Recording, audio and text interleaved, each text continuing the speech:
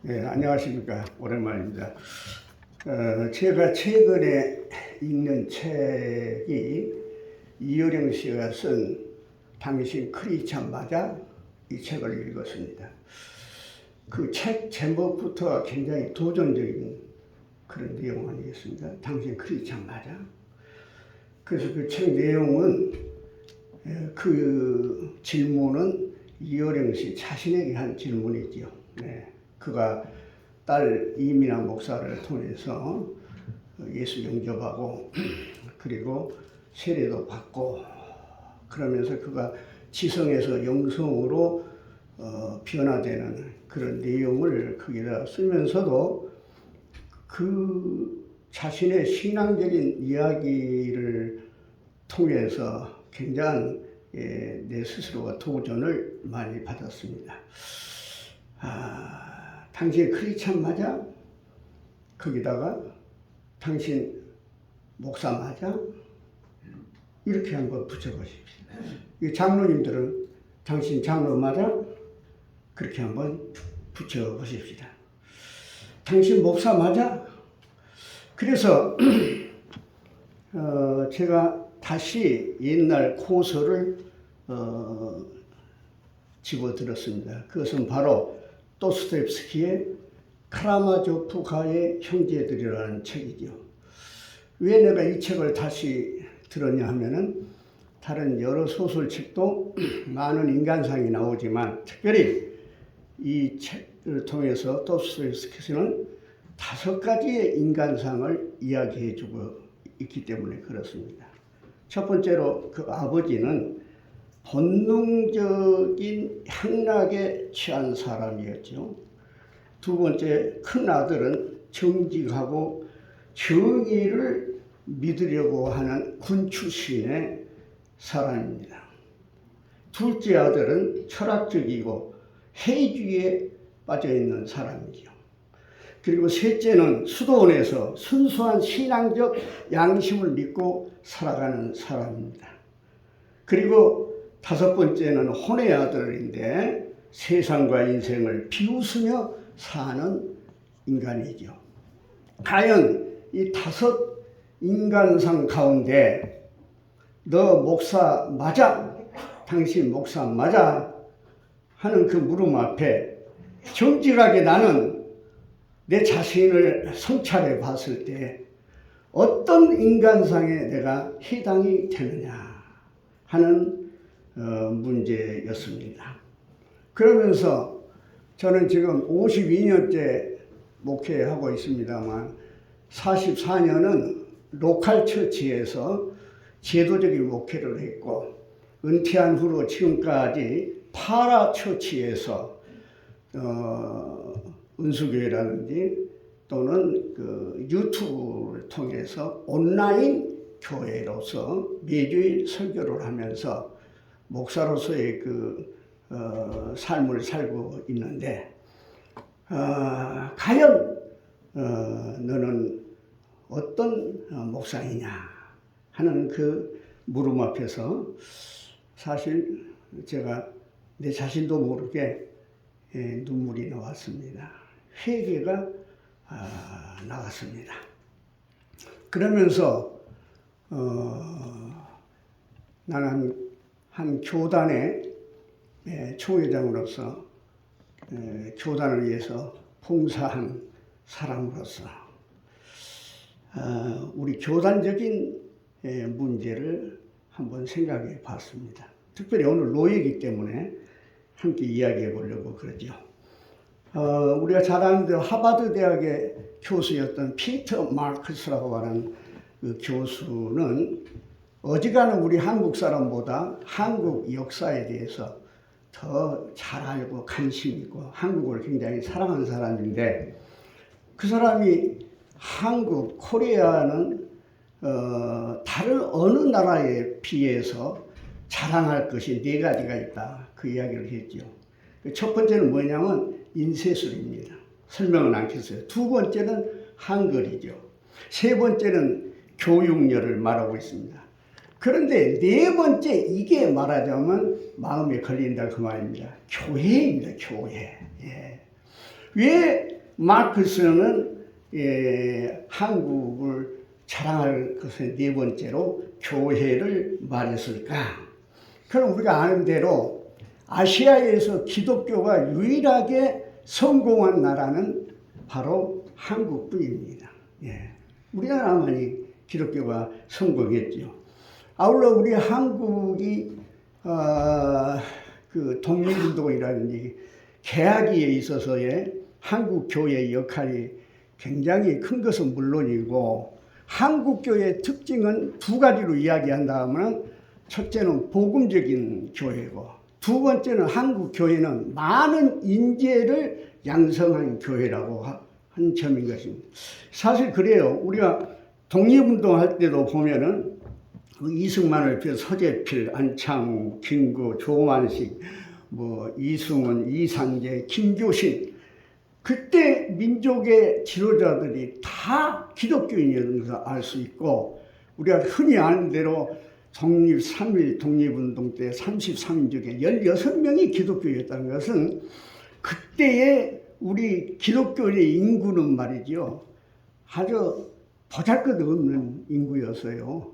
그런 적은 기독교 수 가운데서 33인의 민족 대표 중에 16사람의 기독교인들이 참여했다는 것은 대단히 한국 교회는 인재를 양성하는 데 성공한 교회였다, 그렇게 볼 수가 있는 것입니다.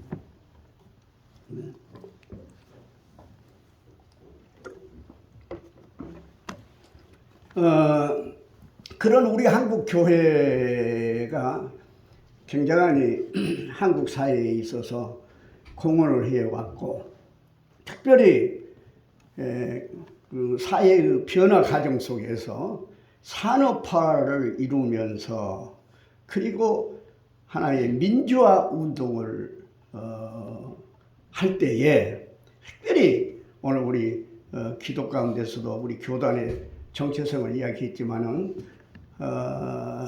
우리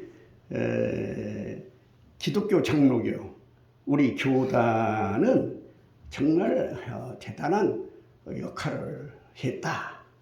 그래서 제가 총회장 때 이런저런 나라를 방문하게 되면은 PROK 모더레이터 총회장이라 하면은 다른 여러 교단의 총회장이 있지만은 특별히 찾아와서 악수를 청할 뿐만 아니라 나한테 묻는 말이 뭐냐면 민중신학을 하냐, 이걸 물어요. 그것은 교회 지도자들, 목사님들 뿐만이 아니라 일반 평신도도 찾아와서 저한테 인사를 하면서 민중신학을 하냐, 그렇게 묻기도 한 것입니다. 사실 우리는 그 민주화 인권운동을 하는 데 있어서 대단한 공헌을 세운 한국교회, 한국사회에 크게 기여한 하살축과 같은 그런 교단인 것은 틀림이 없습니다. 이번에 한국신학대학에서 출판한 한국신학대학 민주화 운동사 서서 죽기를 바라는 사람들이라는 책이 이번에 발간되었습니다. 근데 저도 그때 학교 다닐 때 성명서도 낭독하고 그랬는데 제 이름은 찾아본 게 없습니다만 그런데 어쨌든 우리 한국신학대학의 민주화 운동사라고 하는 그런 그 책을 우리가 보더라도 얼마나 우리가 이 한국 사회 민주화에 대해서 인권 운동에 대해서 공헌을 한 그런 교단인 것을, 그것에 대한 자부심이, 우리 자긍심이 우리들에게는 지금도 살아있는 것은 사실 아닙니까? 그러면서도 이제 이 시대는 그런 민주화 시대를 거쳐서 어떻게 했습니까? 정보화 시대로 넘어가고, 이제는 AI 시대, 메타버스를 타는 그 시대는 변화가 됐는데, 이런 과정 속에서 민주화 이후에 우리는 줄곧 사실 어떻게 하면 모여서 이야기하면은 인권 이야기하고 민주화 이야기하고 여러 가지 자유에 대한 이야기를 했지만은 우리 교단은 그 더 이상의 발전을 가져오지 못하는 것에 대한 아쉬움과 반성이 있어야 된다고 저는 생각합니다. 다시 말하면 우리 교단은 미래에 대한 지도를 갖지 못했다고 하는 이야기입니다.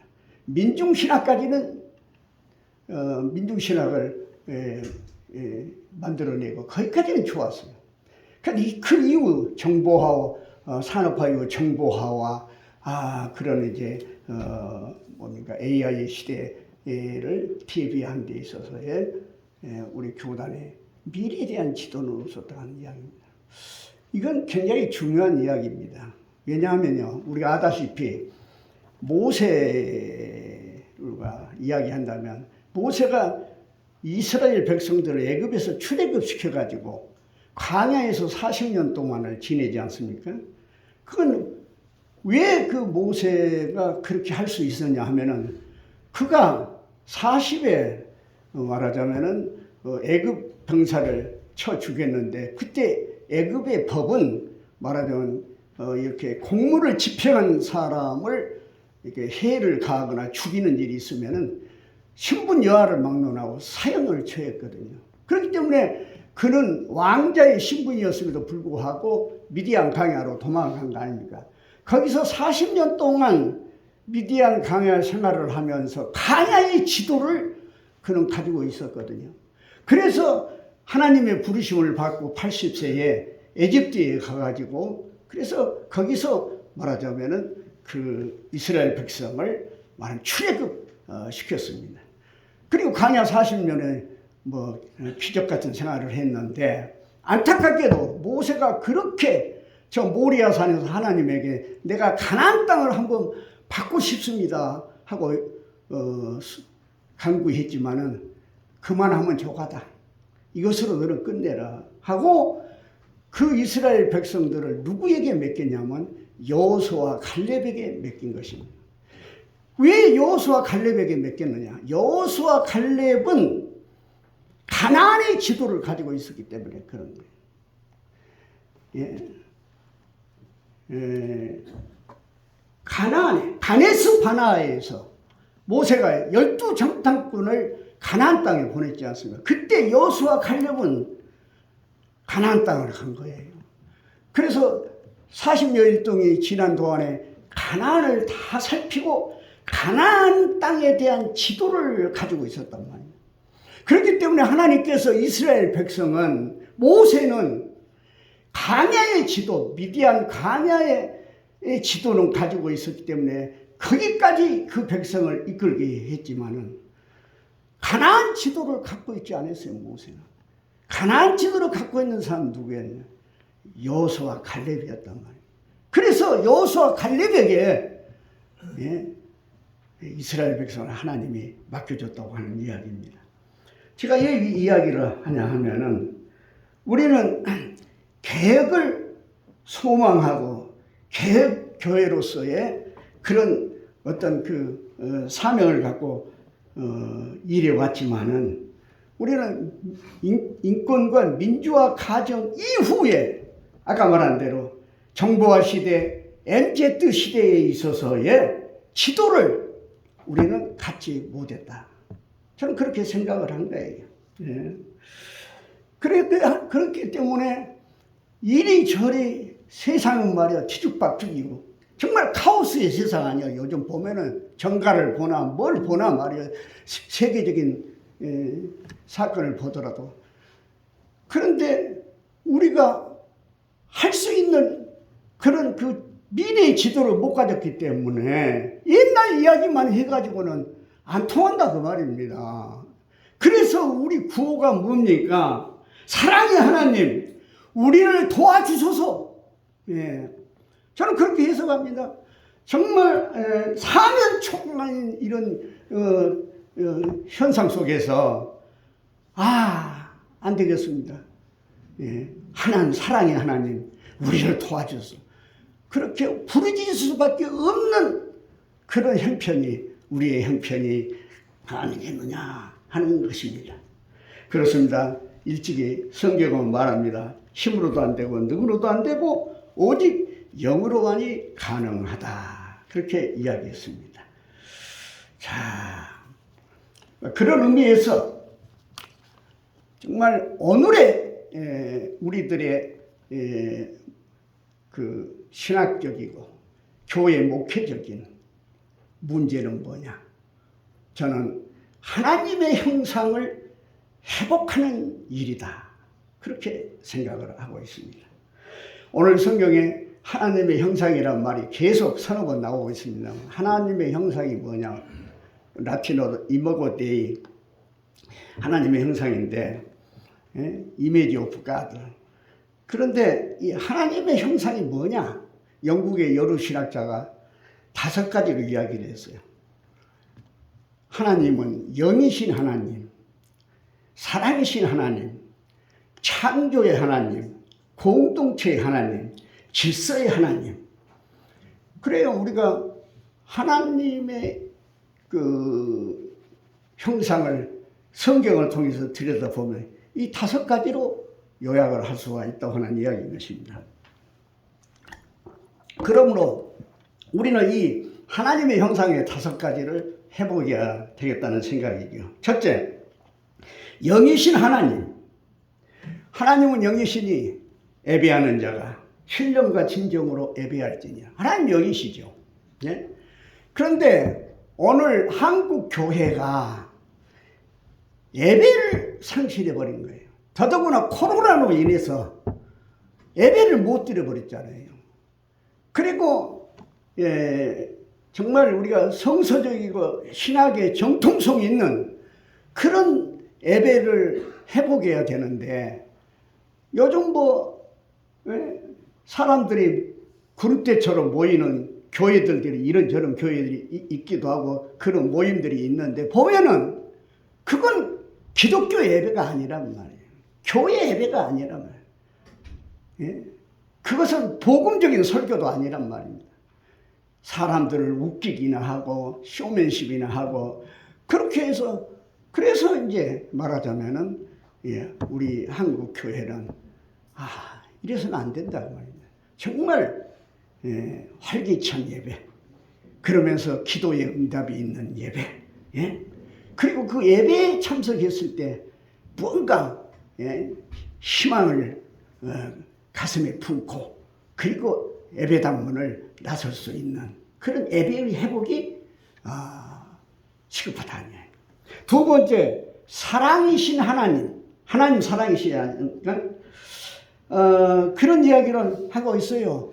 이은영이는 당신 크리스찬 맞아? 그 책 속에서 이런 이야기를 합니다. 나 아닌 다른 사람을 당신은 얼마나 사랑해 봤느냐 그 말이에요. 정말 어느 시대, MZ 특별히 이 시대는 개인주의, 이기주의 말이에요.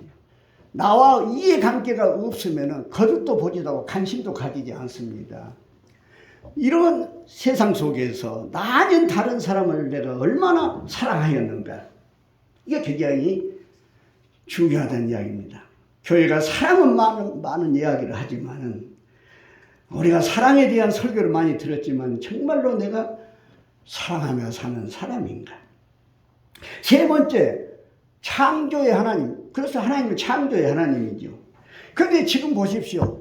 기후변화로 인하여서 지금 엘니노 현상으로 인하여서 올 여름에도 폭염, 폭우, 그 다음에 뭡니까? 폭풍우 말이죠. 얼마나 지구가 지금 기후변화로 인하여서 혼역을 앓고 있느냐는 이야기입니다. 학자들에 의하면 지금 지구 온도에서 1.5도만 올라가면 그것을 디핑 포인트라고 그렇게 이야기하는데 1.5도만 올라가면은 이 지구는 에너지 문제, 식량 문제, 재난 문제로 헤어날 수가 없게 된다. 그렇게 이야기를 하고 있습니다. 그런 의미에서 우리가 자연을 지키고 자연을 생육하고 번성하고 말이죠. 오늘 이야기했죠. 자연을 회복하는 일이 얼마나 중요하느냐. 네 번째로 뭔 이야기를 하냐? 공동체의 하나님. 하나님은 성부, 성자, 성령의 하나님 아닙니까? 하나님 자체가 공동체라 그 말입니다.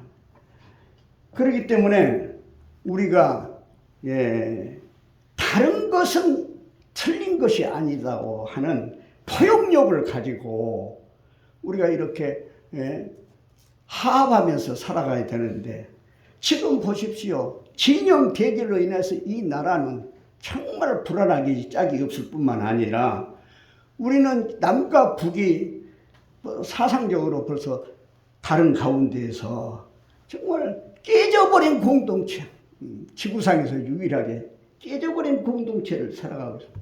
교회는 어떠냐 말이에요. 교회는 공동체를 회복하지 않아. 우리나라 교회는요, 네비우스 선교 정책을 최초의 미국 선교사들이 한국 교회의 선교 정책으로 채택을 함으로 말미암아 사실 한국 교회는 개교회주의가 된 게, 네비우스 선교 정책에는 그게 뭐냐? 개교회주의예요, 개교회주의. 그래서 이번 코로나로 인하여서 개척교회, 2층 교회들이 다 쓰러지고 문을 닫은데도 내 교회만 잘 되고 내 교회만 잘 모이고, 그러면 뭐 신경 안 쓴단 말이에요. 상관이 없다는 그 이야기 아니냐 그 말입니다. 정말로 너 없으면 내가 존재할 수 없다. 당신 교회가 없이는 우리 교회가 말하자면은 존재의 의미가 없다. 그러한 공동체의 의식을 다시 회복해야 되지 않겠느냐 하는 생각을 가져보는 것입니다. 그리고 마지막 다섯 번째가 뭐냐면 질서의 하나님이라고 그렇게 이야기를 하고 있습니다. 질서의 하나님. 우리가 아다시피 카오스, 혼돈의 세상에서 여호와 하나님이 빛이 있으라 하니 빛이 있으므로 질서가, 예수 그리스도는 빛 아닙니까? 그리스도가 옴으로써 그리스도의 복음이 이 세상에 질서를 만든데, 오늘날 사회의 변처를 우리가 알아보면은 온시 사회는 힘의 사회입니다. 힘의 사회. 힘의 사회는 권력을 쥐는 자가 최고고 돈 있는 사람이 최고예요. 북한과 같은 김정은 체제하에 있는 나라는 그것은 힘의 사회죠. 아직도 온시 사회예요. 그 사회는요. 그 힘의 사회에서 발전한 게 바로 법치 사회. 윤석열 대통령이 법치 자꾸 이야기를 하고 있습니다만은, 이 법치 사회를 우리나라가 그러면 진짜 법치 사회냐? 나는 아니라고 봐요. 법치 사회는 아직도 멀었어. 왜? 우리 이야기는 노예에서 어떤 무엇을 정해놓고 나서도 그것도 실천도 못한 게 많이 있잖아요. 예를 들자면은, 그거 인정에 따지고 뭐 여러 가지 조건에 따져서 결정된 것도 그것도 유야무야 넘어가 버린단 말이에요. 그것을 무슨 정치 이력이라고 이야기를 하려는가 모르겠지만 이거는 아니라 그 말입니다. 그런데 이 법치 사회를 이끌어갈 수 있는 중요한 기관은 뭐냐면 대학입니다. 대학. 그런데 우리나라 보십시오. 지금 대학이 지금 다 저 시골에서부터 문을 닫고 있잖아요. 이거 정말로 큰 문제거리가 아닐 수가 없는 것입니다. 우리 서울대학이 뭐 최고라고 이야기하지만 서울대학은 세계 100대 대학 가운데서 못 들어가는 대학이에요. 세계 100대 대학을 이야기하면 미국이 제일 그래도 많아요. 그 다음에 뭐 독일이라든지 뭐 불란서라든지 말하죠. G7 이번에 모였습니다만 그런 나라들이 역시 그래도 대학의 문화가 있어서 그 대학 문화로 법치 사회가 이루어져요. 그 법치 사회를 넘어서 더 발전한 사회를 뭐라고 하냐면 도덕 사회라고 이야기해요. 그런데 그 도덕 사회를 이끌어가는 중추적인 역할을 하는 기관이 뭐냐면 종교라는 거예요. 종교. 그런데 뭐 어떻습니까? 지금 우리는 아까는 이야기했지만 법치 사회도 안성하지 못한데 우리가 어떻게 도덕 사회를 지금 꿈꿀 수 있겠느냐는 이야기입니다. 정말로 나이롤드 니버가 그런 이야기를 했어요. Moral man in immoral society. 부도덕한 사회 속에서, 세상 속에서 도덕적인 인간. 이게 말하자면 뭐냐면 교회여야 되고 크리스찬이어야 된다고 이야기를 하고 있는데, 우리는 그런 도덕적인 사회를 꿈도 지금 꿀 수 없는 그런 형편에 있다는 이야기입니다. 예. 그런 의미에서 정말 우리 군산노예가 우리 총회에서는 큰 노예인데, 정말 우리 노예부터라도 그 말이에요. 교단을 위하고 우리 노예를 위한 지도를 그려야 되지 않겠느냐는 이야기입니다. 그 지도의 내용은 뭐냐? 하나님의 형상을 회복하는 그런 내용이어야 된다고 생각이 들어갑니다. 파라고나기는 우리 이태영 노회장님 새로 이제 하나님 세우셨는데, 정말 노회장을 중심으로 해서 우리가 더 깊은 신학적인 고민과 복음적인 그런 고민을 가지고 정말 하나님의 형상을 회복하는 그런 노예가 되기를 주의 이름으로 축원합니다.